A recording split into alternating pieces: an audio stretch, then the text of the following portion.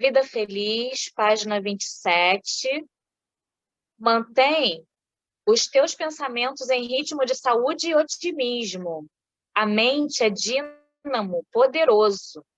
Conforme pensares, atrairás respostas vibratórias equivalentes. Quem cultiva doença sempre padece problemas dessa natureza. Quem preserva a saúde sempre supera as enfermidades. Pensa corretamente e serás inspirado por Deus a encontrar as soluções melhores. O pensamento edificante e bom é também uma oração sem palavras, que se faz sempre ouvida.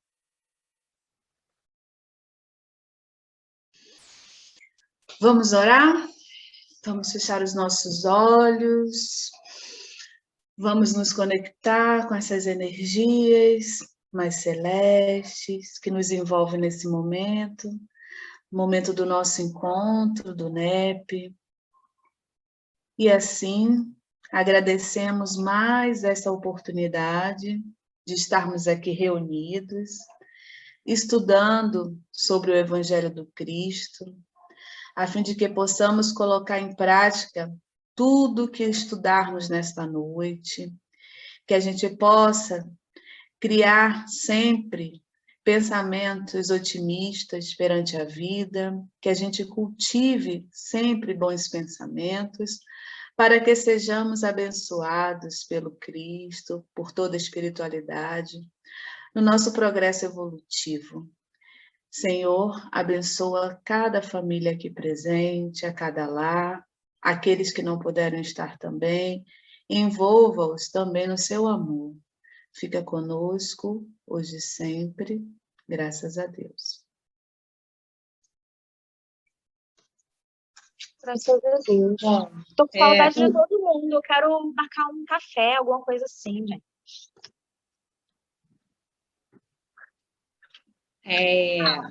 Esse texto aí, Reação das Turbas, posso ler? É muito grande, eu quero ler. Então tá. Reação das Turbas. Mateus 7, 28. E sucedeu que, concluindo Jesus este discurso, as turbas estavam maravilhadas com seu ensino.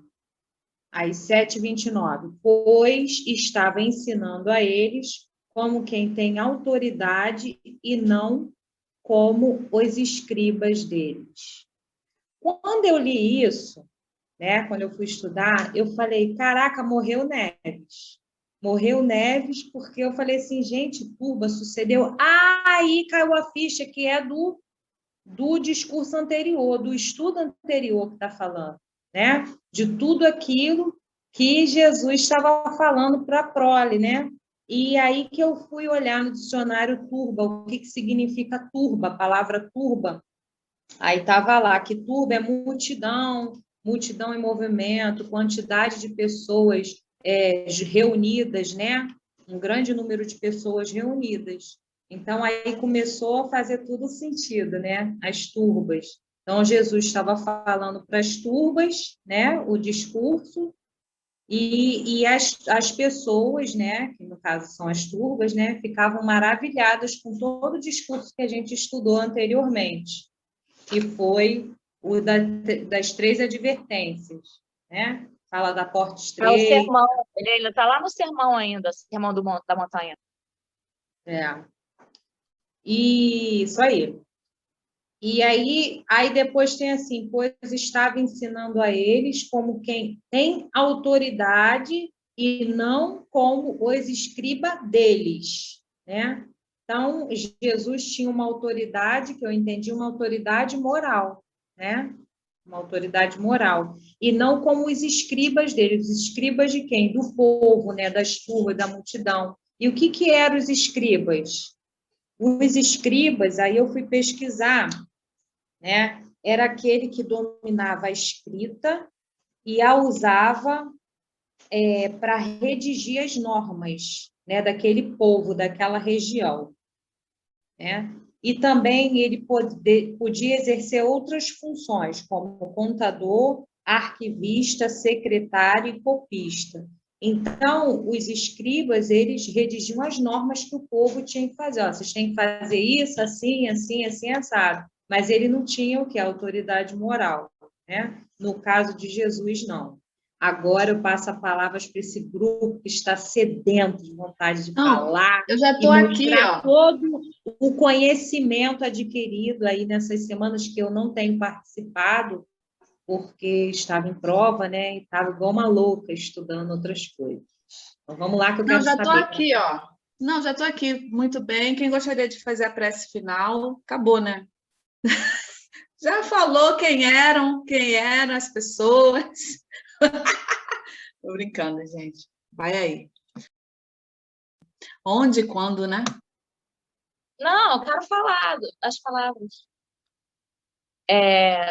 Pesquisei sucedeu, ser sucessor, assumir, por direito de sucessão, por nomeação ou por eleição, as funções antes ocupadas por outrem.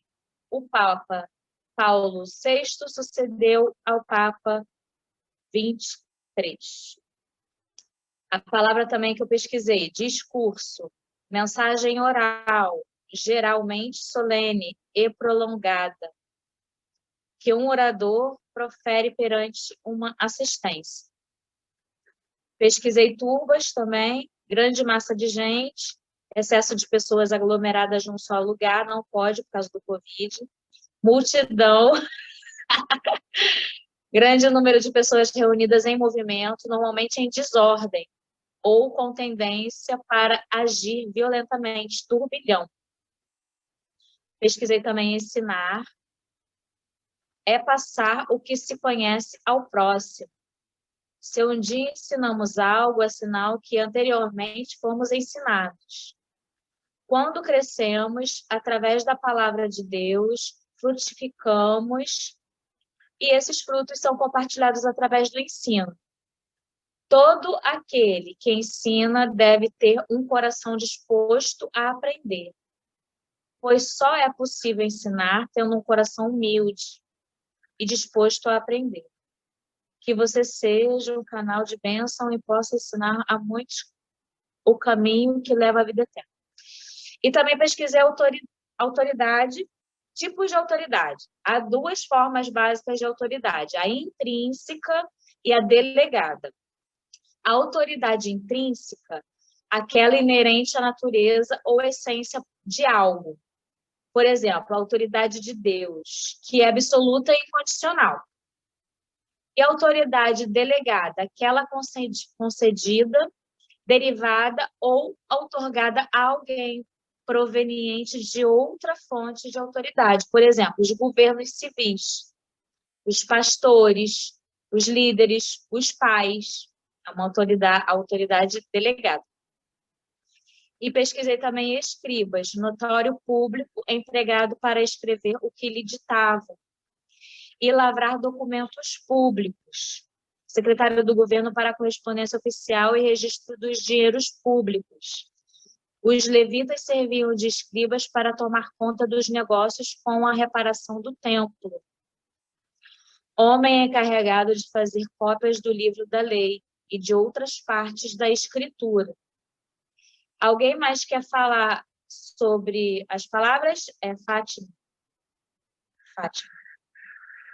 Rapidinho, porque todo mundo já falou. Suzana também foi pela mesma linha que eu, mas ela já falou tudo.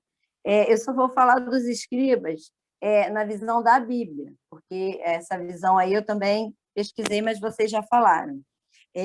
Nos livros sagrados, para os cristãos e judeus, o termo escriba refere-se aos chamados doutores e mestres, ou seja, homens especializados no estudo e na explicação da lei ou Torá, que era a condição jurídica de Saulo, né? Antes de virar Paulo. E ele era considerado também um escriba, um mestre, né? Ele estudou lá com Gamaliel, que era também um doutor da lei, mas eles eram considerados escribas também. E eles interpretavam e passavam para as pessoas comuns, né, as leis. A diferença deles para Jesus, né? No caso, Paulo era um fariseu também. É que os fariseus, em sua grande maioria, não todos, é que eles copiavam,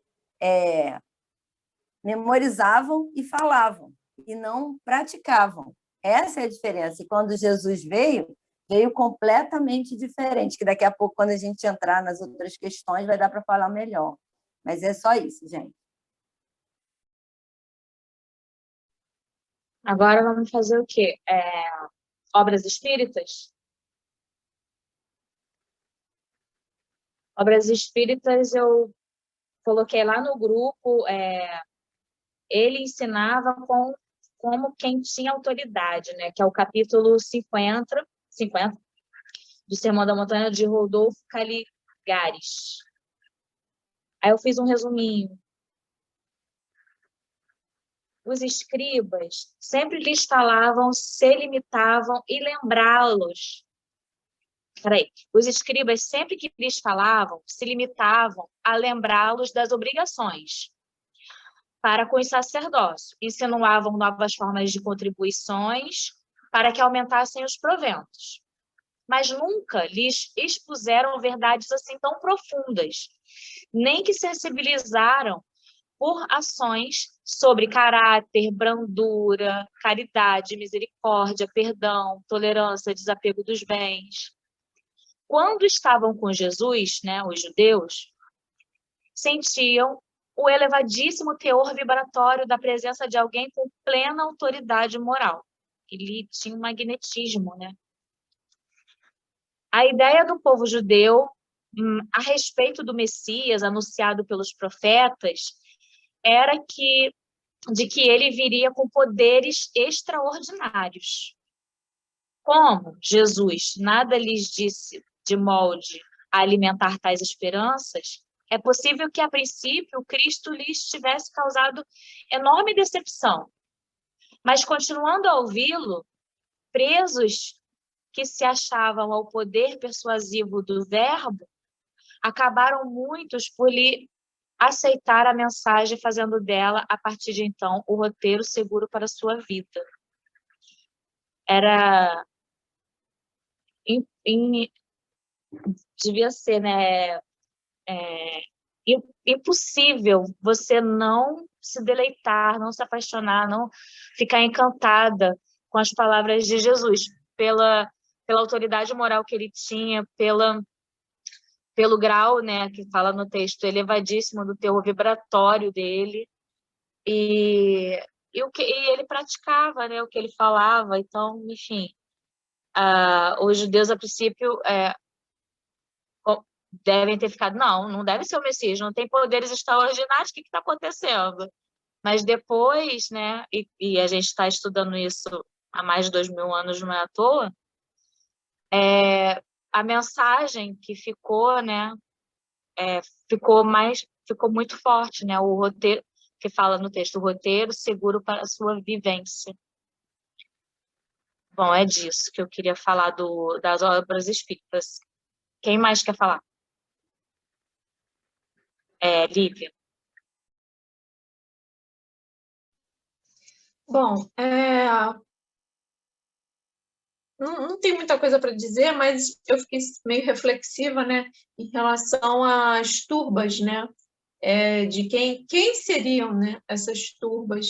E aí eu comecei a pensar, né, e se a gente botar no sentido, na espírita, no sentido mais amplo, né, as turbas seriam todos nós, né, que somos atraídos por essa palavra do Cristo, né, que vemos nele, no amor, né, a única forma de evoluir. Então, se a gente vai para uma dimensão maior, né, do que além dos que estavam ouvindo ali, a gente sabe, né, nós seguimos a doutrina, a gente sabe das reencarnações, né?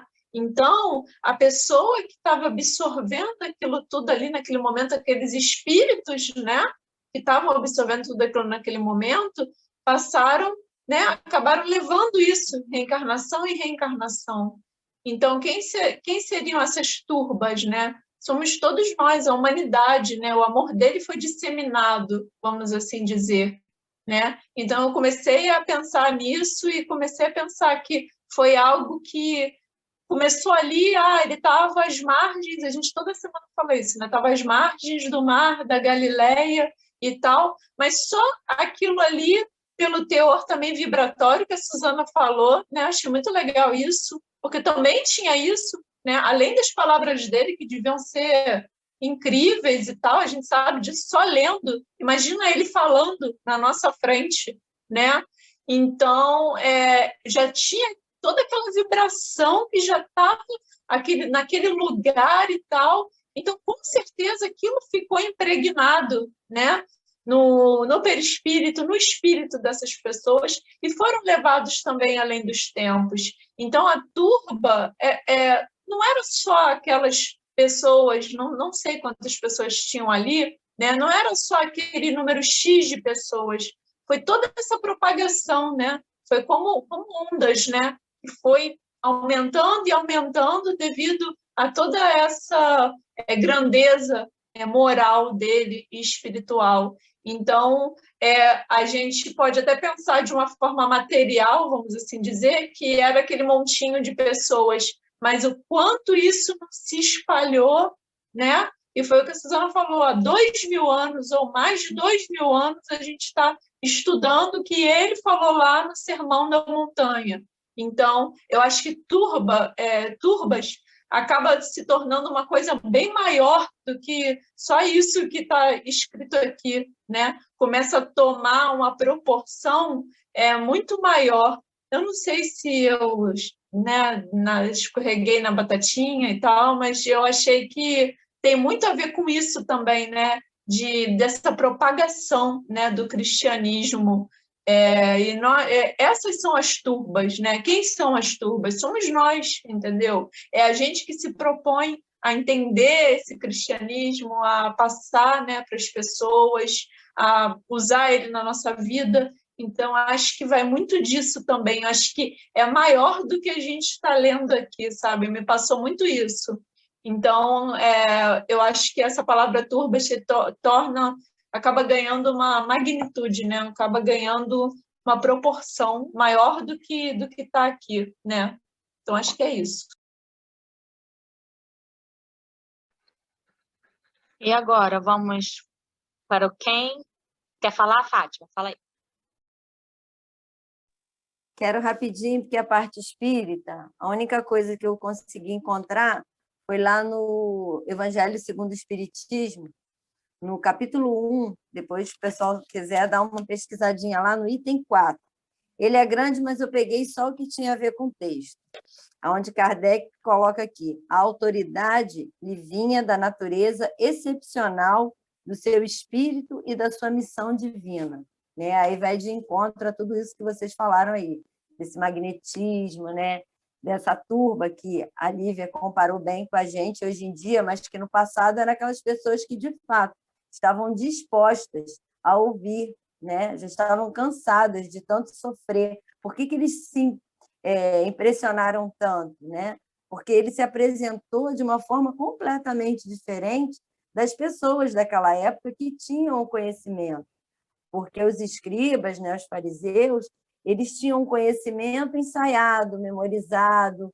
Tinha alguns, até como Paulo, que realmente tinham muitos conhecimentos, mas eles não tinham uma didática, vamos dizer assim, para lidar com o povo como Jesus chegou. Esse magnetismo dele é muito importante, a gente sabe que sim, mas a gente sabe também que é a forma que ele falava, porque muitos ali não tinham capacidade de entender, né? Ele foi um mestre, um professor mesmo.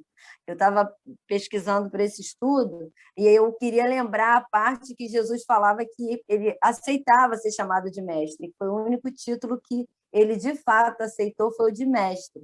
E aí eu achei, foi lá em João... Até botei aqui no outro celular para mim não esquecer. Que foi na cerimônia do lava-pés, aqui, ó.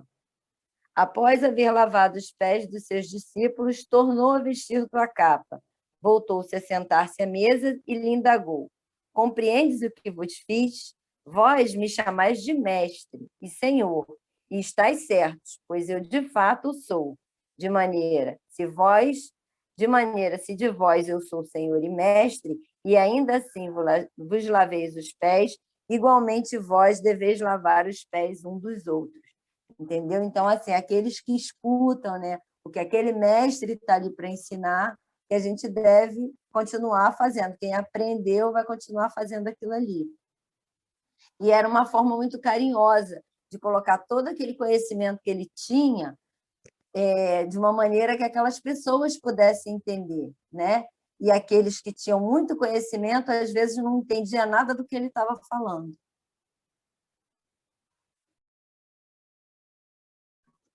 Eu quero falar também, aproveitar essa deixa aí que a Lívia trouxe, e aí também aproveito e falo assim, Lívia, não viajou, não escorregou na batatinha, não, porque nós somos, quando a gente pensa, né, nas vidas sucessivas e da oportunidade que nós temos, né, desse momento estar falando sobre isso, tamanha responsabilidade, né, porque no tempo que o mundo foi, né, desenvolvido, né, aquele tempo todo da Gênese e tudo mais, até o Cristo, a vinda dele ao planeta trazendo todo o conhecimento da lei de Deus, né, dos ensinamentos da lei de Deus, para os tempos atuais, para o tempo que nós estamos, e pensar que nós ainda estamos tão endurecidos por conta de, muitas das vezes, não escutar nem o que o outro fala, não se permitir escutar. Eu estou falando de uma forma geral, tá?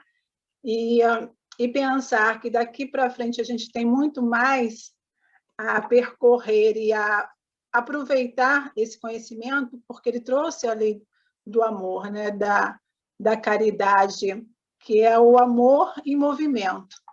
E se a gente pensar que muitas das vezes nós não somos nem solidários, então, assim, para aproveitar esse momento desta encarnação, né, desse tempo que nós estamos sobre a Terra.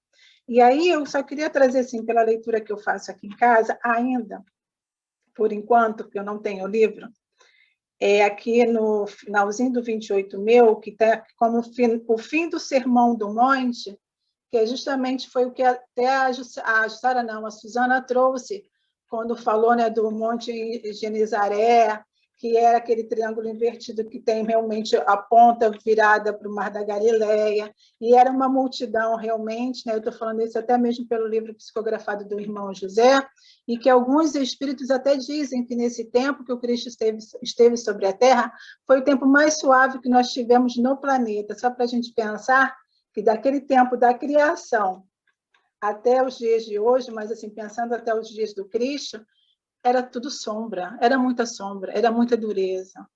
Então, gente, agradecer. Mas aí eu queria só fechar aqui o meu raciocínio com esse finalzinho que diz aqui. Eu vou ler todo o 28. Quando Jesus acabou de proferir estas palavras, estavam as multidões maravilhadas da sua doutrina. E aí, quando a gente pensa na sua doutrina, a doutrina do Mestre, é a doutrina que a gente busca conhecer nos dias atuais, né? Porque a doutrina espírita ela nos liberta de nós mesmos. E é o caminho para o futuro, né? O caminho para a felicidade, nesse sentido, que eu quero dizer, o futuro. Então, é isso que eu queria deixar como contribuição. Tá.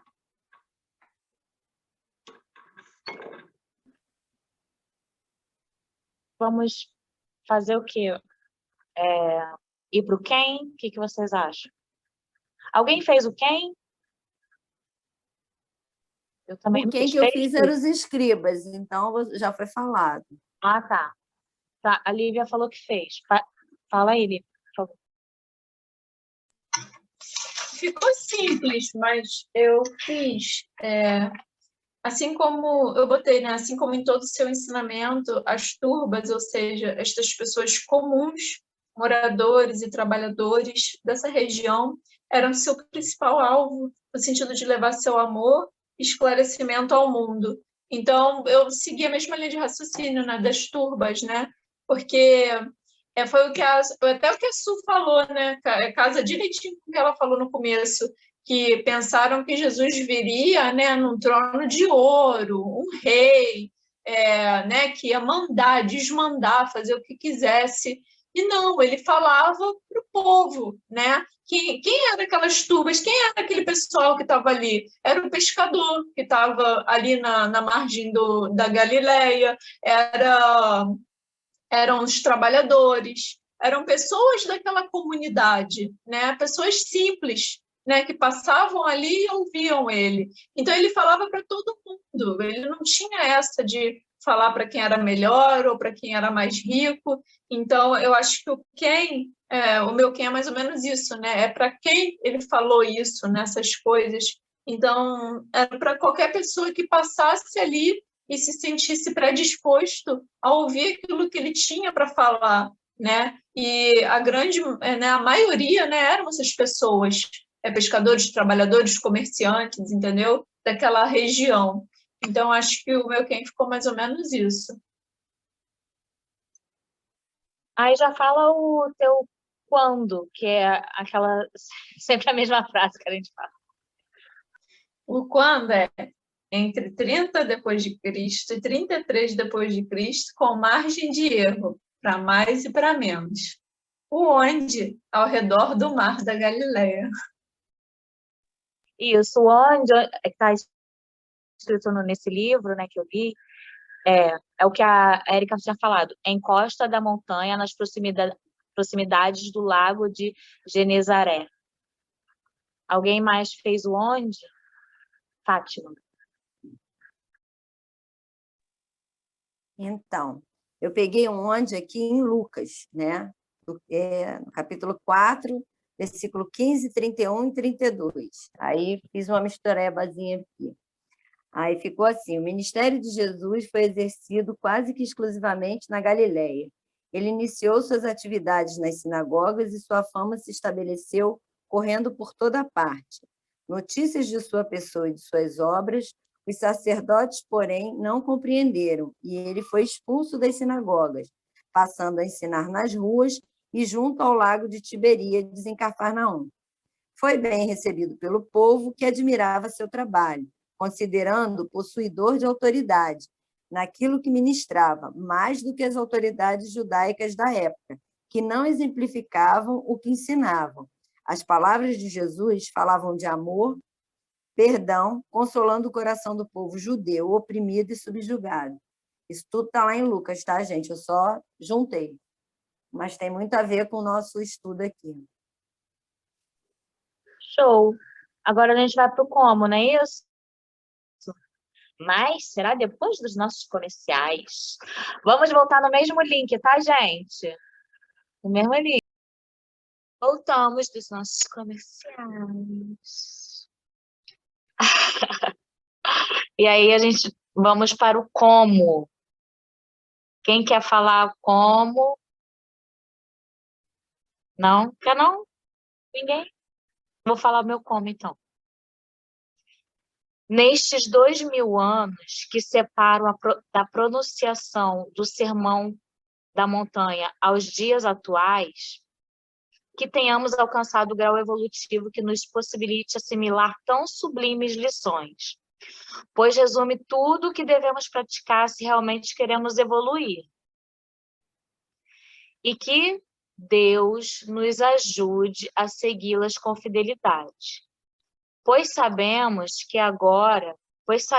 agora que quem nos transmitiu é realmente o caminho, a verdade e a vida. Então, é isso. Tá? Tudo está ali no Sermão da Montanha. Se a gente quer evoluir, a gente precisa entender e praticar. E pedir ajuda a Deus para a gente poder... Caiu, levanta. E vamos embora. Aproveitar da melhor forma possível essa nossa reencarnação. O meu como ficou bem simples, mas eu vou ler mesmo assim para acrescentar, né? Para ficar registrado. Aí eu botei, então, né? Jesus, por meio desses inúmeros ensinamentos, né, do monte, vem trazer para o povo a boa nova, não excluindo os ensinamentos anteriores pertencentes a Moisés, mas sim aperfeiçoando-os com o dom da palavra, o dom da moral e levando o povo a entender cada vez mais que o único caminho para evolução e aprendizado, sem dúvidas, é o amor. Então, né, a gente sabe, Moisés veio trazer, né, faz isso, não faz aquilo, mais curto e grosso, né, vamos assim dizer. Mas Jesus traz o amor, né? Então, essa foi a grande diferença, né, gigante, né, entre Moisés e Jesus, né?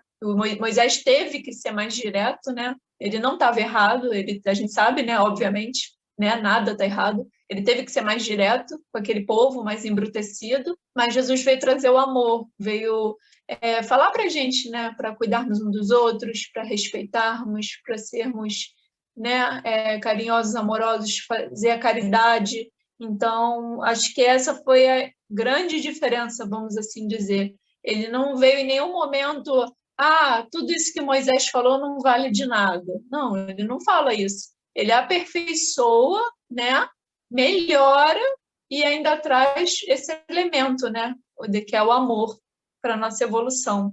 Então, acho que esse que foi o grande, né, o grande X da questão, né? Por isso que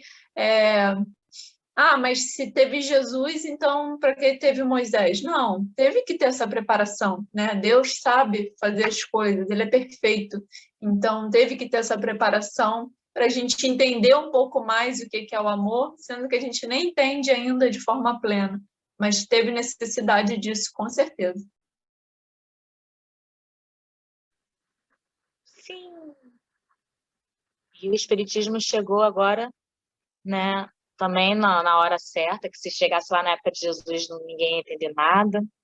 Então, tudo está acontecendo conforme Deus planejou, tá? Tá tudo bem. Quer falar, Fátima? Fala aí.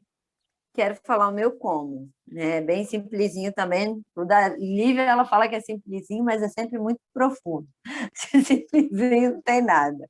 O meu ainda sou aquela que pega as palavrinhas e fica tentando montar alguma coisa, mas um dia eu chego lá. Meu como ficou assim. O povo ficou admirado com os ensinos. Foi mais ou menos o que eu falei. O povo ficou admirado com os ensinos de Jesus porque nunca ouviram alguém falar ou ensinar como Cristo. Estavam acostumados a ouvir mestres fariseus, onde a lei era só um mero pretexto para exercer a autoridade, incapazes de cumprir com o que pregavam. Eles estavam recitando passagens memorizadas. Jesus, por sua vez, era e é a autoridade suprema, possui todo o poder e conhecimento, e ensinou de forma compreensível e segura a lei. Aí eu coloquei aqui embaixo. O que ensino não é meu, mas pertence àquele que me enviou. Isso está em João, capítulo 7, versículo 16. Ou seja, ele veio aqui, né, que a lei é de Deus. A gente sabe, mesmo tendo vindo por Moisés, por ele ter, vamos dizer assim, modernizado, ele não veio para destruir a lei, ele veio para ajudar a gente a colocar ela em prática, né? E isso não é dele, isso é do Pai, isso é de Deus. Então, esse ensino não é dele, é de Deus. Então, ele, de fato, é um educador, né? Eu sempre brinco que Jesus usava o método Paulo Freire, mas claro que não, né?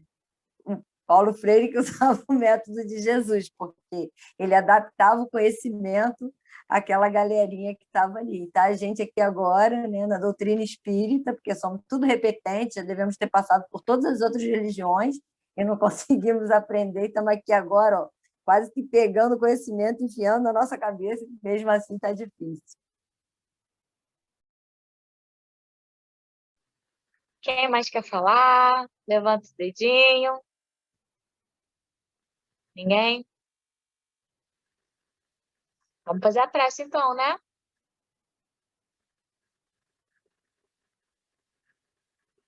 Quem quer fazer a prece final? Só falar uma coisinha, só para não passar em branco.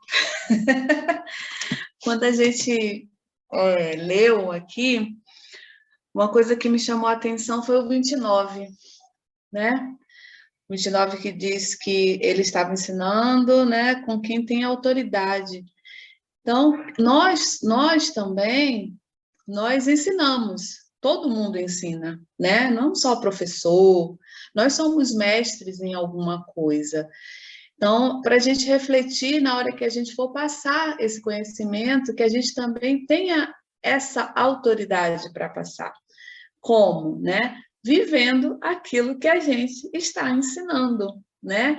Seja o que for. E aí eu tenho colocado um pouco disso em prática, porque muitas vidas, né, como já foi dito aí, muitas coisas, muitas enrolações, né? Então a gente fica meio que viciado, né? Cria um vício. Então a gente tem que desconstruir tudo aquilo que a gente veio construindo ao longo de milênios aí, e a gente trabalhar, a gente ser honesto, né? Ser verdadeiro. E quando a gente passa a nossa verdade, seja ela qual for, as pessoas vão sentir do outro lado, seja ensinando qualquer coisa, dando um conselho para um amigo que pede um conselho para você. Se aquilo for a sua verdade, a sua essência, o seu amigo vai sentir aquilo. E aí você vai ser autoridade naquilo, né? Em qualquer coisa. Passar uma receita de comida, não estou passando a receita, mas eu já fiz, é muito boa. E esse muito boa vai dizer que você tem essa autoridade, você vai passar uma energia quando você for ensinar. Eu penso por aí, qualquer tipo de coisa que a gente vá passar adiante, que a gente busque primeiro viver aquilo. É isso. Perfeito. Agora a Fátima vai fazer a prece final. Ah! Fátima, parece ser boa, mulher. Poxa. Prece da Fátima. Prece da Fátima. Tem certeza? Érica. Lívia. Érica ou Lívia? Eu faço. Tá. Bom, vamos fechar nossos olhos e com sentimento de gratidão, sentimento também de paz, né? Encerrarmos mais uma noite, mais uma quarta-feira de estudo do nosso NEP. Obrigada, Pai, a todas que estão aqui presentes, toda a contribuição, enfim, a todas que estiveram aqui. Obrigada a toda a espiritualidade amiga que vibra pelo nosso grupo, que nos auxilia, nos inspira a estarmos aqui e protege também, cuida dos nossos amigos que não puderam aparecer hoje, que em breve estaremos todos juntos.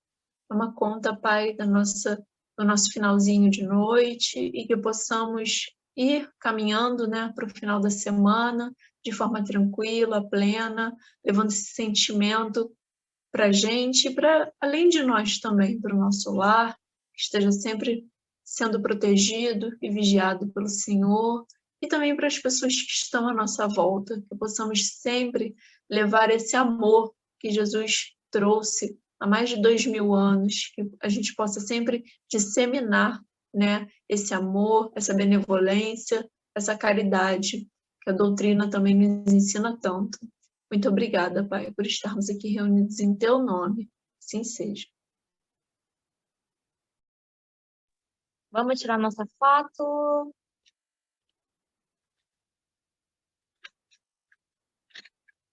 Ai, que Peleleco tá aqui. Eu vou tirar foto com o Peleleco.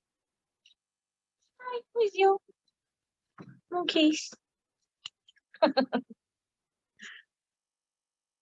1, 2, 3 e sorrindo. Pronto, pode se mexer. Gente, rapidinho. O próximo estudo é a cura de um leproso? Isso. Do 1 ao 4, né? Isso. É ótimo. A gente vai fazer só as palavras desse faz tudo, porque ele também é pequeno. Vamos fazer tudo, se não der tempo. Aí, se não der tempo, a gente... Faz tudo, faz tudo. Se não der tempo, a gente faz parte 1, parte 2. Isso aí. Beleza. Tá ótimo. Tchau, gente. Beijo. Com Deus. Até quarta-feira que vem.